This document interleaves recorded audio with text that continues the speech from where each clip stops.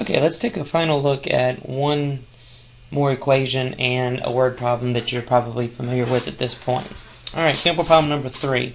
Again, if you recall back from previous lessons, if we have a logarithm with the same base on each side of the equation, in effect, they end up canceling out. Now that's not exactly what's happening there, but you get that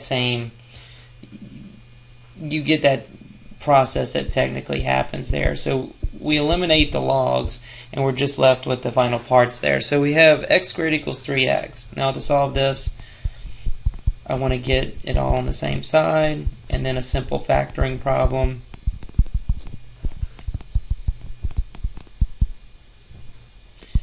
Now we get two possible solutions. Again, anytime that we have two solutions, you want to check for extraneous solutions.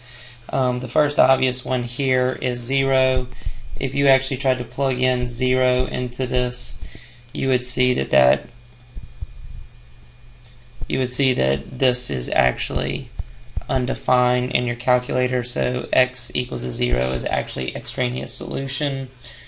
3, and you can check this on your calculator, works just fine, and if you just look at the actual equation, it looks like it should work.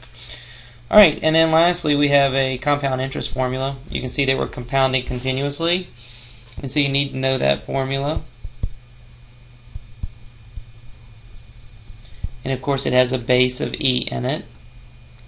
And this time it wants us to see how long it will take for the investment to grow to 20,000, so we're looking for a time.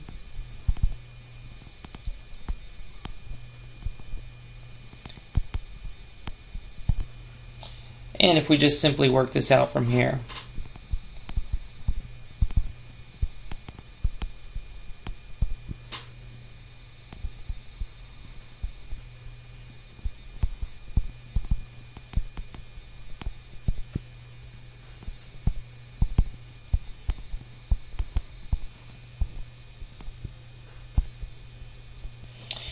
Okay, and so I've set up this equation to equal to t, and if I punch all that in my calculator, I get roughly 10.181 years. Now, that's a perfectly acceptable answer given how the question was asked. How long would it take?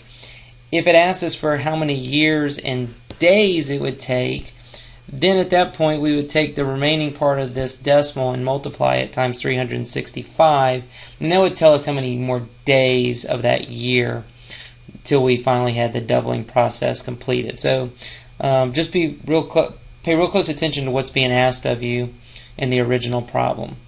Alright, that kind of concludes our lesson on natural logarithms.